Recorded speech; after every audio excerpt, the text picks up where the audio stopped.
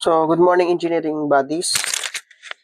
Here we go on another day, another set of tutorials in solid geometry pa rin tayo, no? So, ito problem number 2 na to ng solid geometry.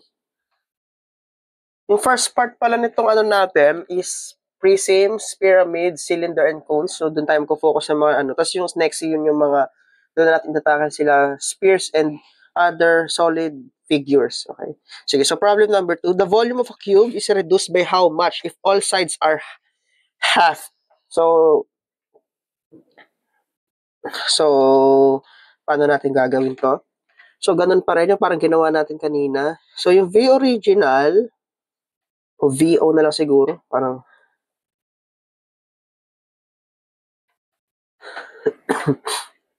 so V original, over the VN, V new, is just equal to XO over XN.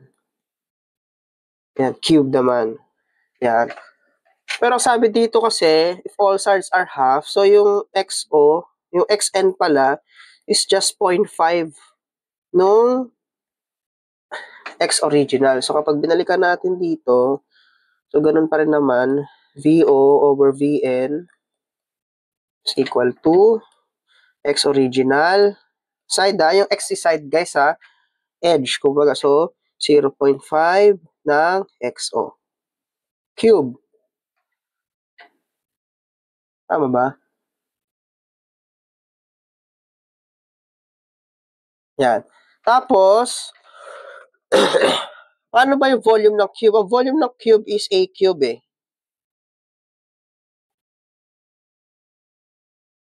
Okay? So, ito yung V original.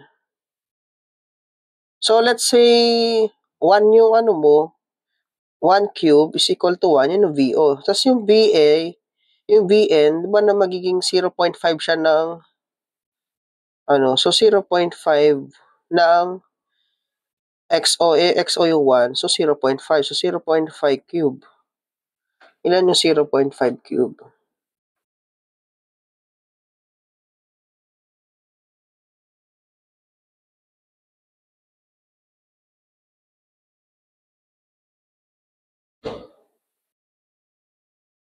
Zero 0.125. 1 over 1. Yan, 8. So, dun, ito. Bali, ang ano kasi, magiging 1 all over 1.0, 0 point pala. 0.125.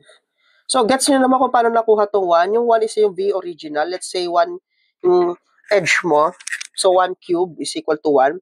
Tapos yung Vn, di ba, 0.5 siya ng XO, which means 0.5. I-cube mo lang. So, ito yun. So, 0.125. So, next, ano nang gagawin? Kapag sinimplify mo yan, lalabas dyan na yung Vn is just 1/8 ng V original.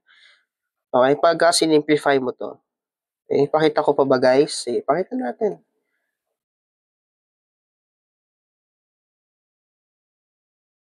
Ipakita natin. So, paano ulit yan?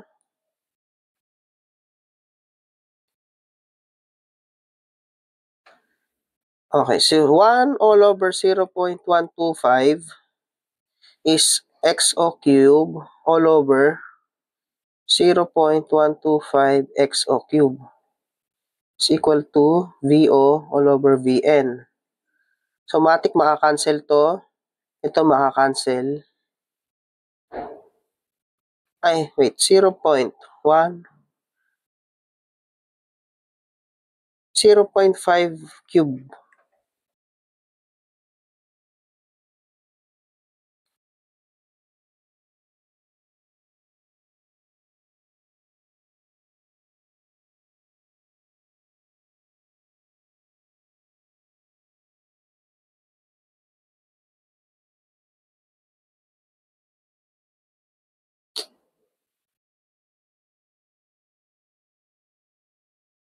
Yan, 0.125 XO cube.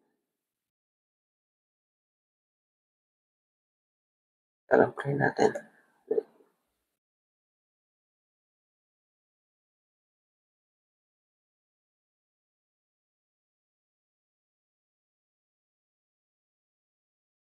Ito, kapag sinimplify to, ang lalabas ito kasi guys, magiging 8 yan eh. So, ito 8. Paano nakuha yung 8? Dinivide ko lang yung 1 divided by 0.125. So, magiging 8. So, yung VO all over VN is just XO cube all over 0.125. XO cube is just 8. So, ito makakancel.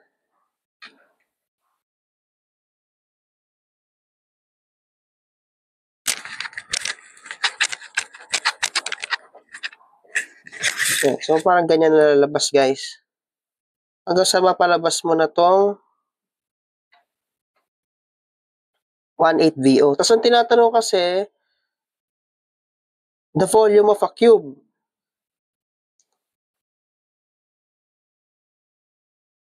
Ang gulo ng tanong, no? Volume of a cube is reduced by how much if all sides are half. At tinatanong kung ilan yung na-reduce. So, the volume is reduced by VO minus VN is just 7 over 8 no B original. So, ano ba yung VO?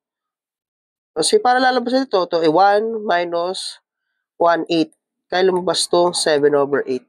So, yan ang sagot natin. So, letter D yan. Okay.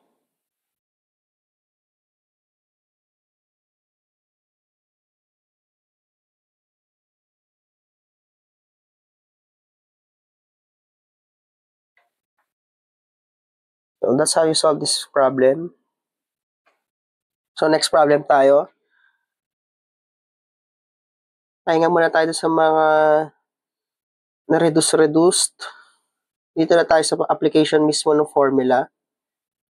So, magkadugtong yan guys ha. Ulitin na lang natin to. Yan. So, our reservoir is shaped like a square prism.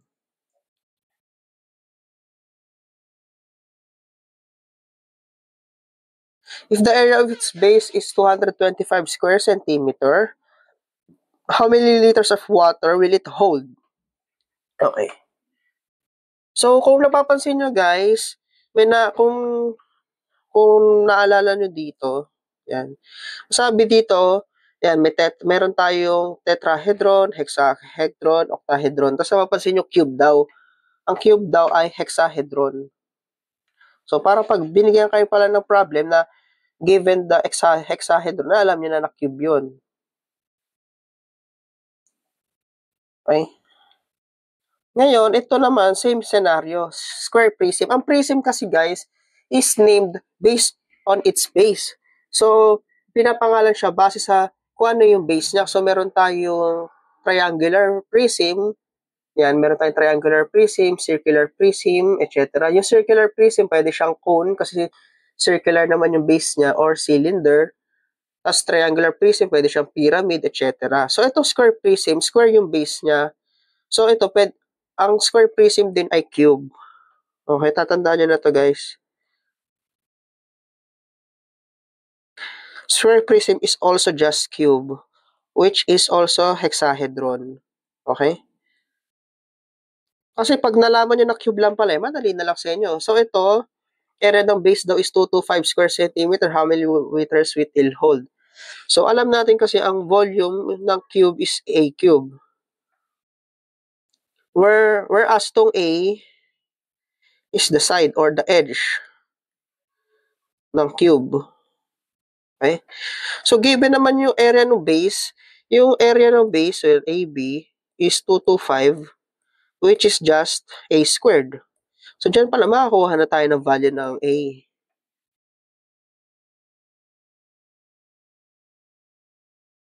15 centimeter. So, balikan natin to. Volume is just A cube, which is 15 cube.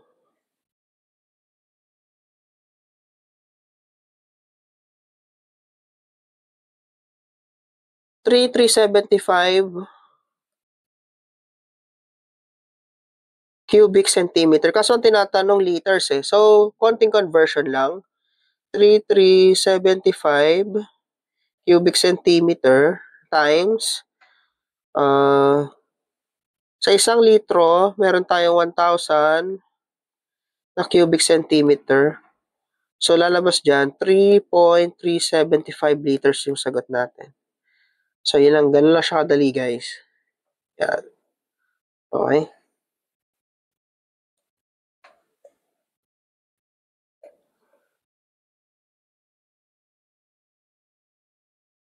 So, that's how you solve this kind of problem.